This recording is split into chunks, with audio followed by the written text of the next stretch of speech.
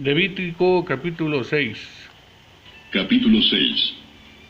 Habló Jehová a Moisés diciendo: Cuando una persona pecare e hiciere prevaricación contra Jehová, y negare a su prójimo lo encomendado o dejado en su mano, o bien robare o calumniare a su prójimo, o habiendo hallado lo perdido después lo negare y jurare en falso, en alguna de todas aquellas cosas en que suele pecar el hombre, entonces, habiendo pecado y ofendido, restituirá aquello que robó, o el daño de la calumnia, o el depósito que se le encomendó, o lo perdido que halló, o todo aquello sobre que hubiere jurado falsamente.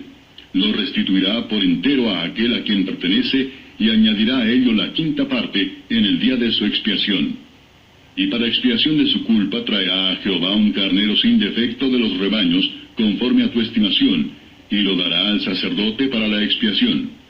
Y el sacerdote hará expiación por él delante de Jehová, y obtendrá perdón de cualquiera de todas las cosas en que suele ofender. Habló aún Jehová a Moisés diciendo: Manda a Aarón y a sus hijos, y diles: Esta es la ley del holocausto.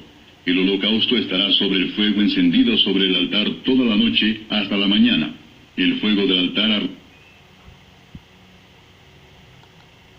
El capítulo 6 acerca de las ofensas contra nuestro prójimo, que todos los casos se relacionan con nuestro prójimo, de todos modos se llaman ofensa contra el Señor.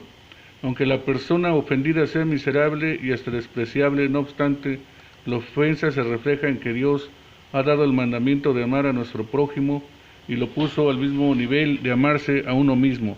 Las leyes humanas establecen diferencias en cuanto a los castigos, pero todos los métodos para hacer daño a los demás son por igual violaciones de la ley divina. Aún el conservar algo hallado cuando se puede descubrir quién es el dueño. Los fraudes generalmente van acompañados de mentiras y a menudo con juramentos falsos. Si el ofensor quiere escapar de la venganza de Dios, debe efectuar una amplia restitución conforme a su poder y buscar el perdón por fe en la única ofrenda que quita el pecado del mundo. Las transgresiones aquí mencionadas siguen siendo violaciones de la ley de Cristo, que insiste mucho en la justicia y la verdad, como la ley de la naturaleza o ley de Moisés. Verá en él, y el sacerdote se pondrá su vestidura de lino y vestirá calzoncillos de lino sobre su cuerpo, y cuando el fuego hubiere consumido el holocausto, apartará él las cenizas de sobre el altar y las pondrá junto al altar.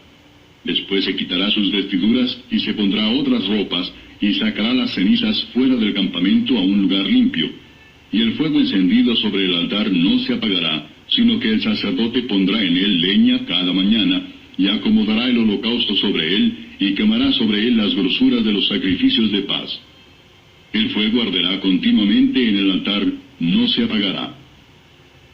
Esta es la ley de la ofrenda. La ofrecerán los hijos de Aarón delante de Jehová ante el altar. Y tomará de ella un puñado de la flor de harina de la ofrenda, y de su aceite, y todo el incienso que está sobre la ofrenda, y lo hará arder sobre el altar por memorial en olor grato. Del versículo 8 al 13, aquí la referencia principal es el diario sacrificio de un cordero. El sacerdote debía cuidar el fuego del altar. El primer fuego del altar vino del cielo. Capítulo 9, 24. Si se conserva encendido continuamente, podría decirse que todos los sacrificios eran consumidos por fuego del cielo, como señal de la aceptación de Dios. Así deben ser incesantes el fuego de nuestro santo afecto, el ejercicio de nuestra fe y amor, y de la oración y la alabanza. La ley de los holocaustos imponía mucho cuidado y trabajo a los sacerdotes.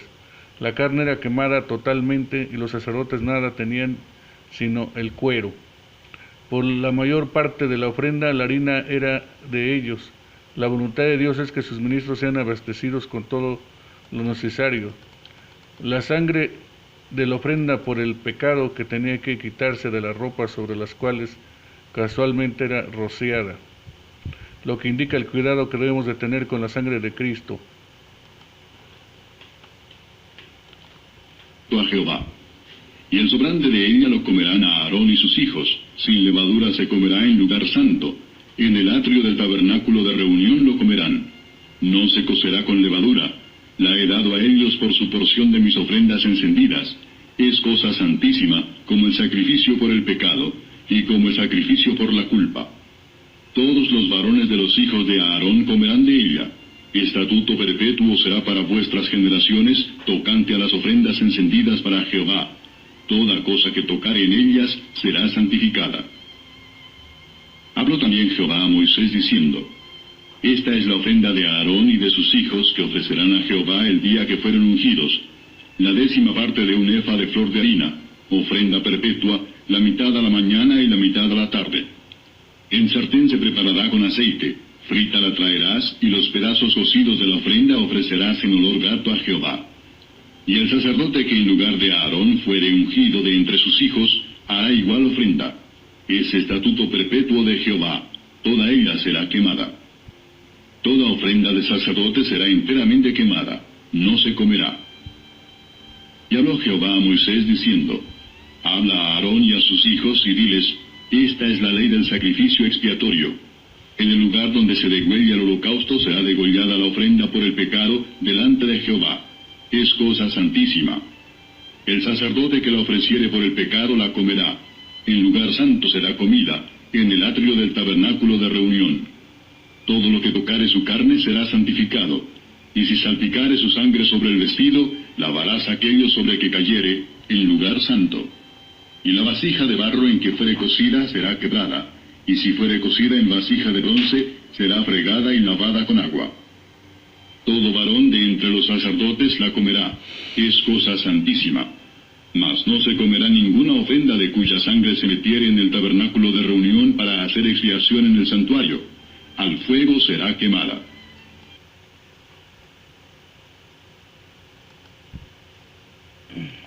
Había que romper la vasija en que se hervía la carne de la ofrenda por el pecado, si era de barro, pero si era de bronce había que lavarla muy bien. Esto muestra que la ofrenda no quita completamente la contaminación, pero la sangre de Cristo limpia completamente de todo pecado. Todas estas reglas establecían la naturaleza contaminante del pecado y el traspaso de la culpa del pecador al sacrificio. Mirad y maravillaos del amor de Cristo en que Él se contentó con ser hecho ofrenda por el pecado a nuestro favor y de ese modo procurar nuestro perdón de los continuos pecados y fracasos. Al que no conoció pecado, por nosotros lo hizo pecado. Esto es una ofrenda por el pecado. 2 Corintios, versículo 21. De aquí tenemos perdón, y no solo perdón, sino también el poder contra el pecado. Romanos 8:3.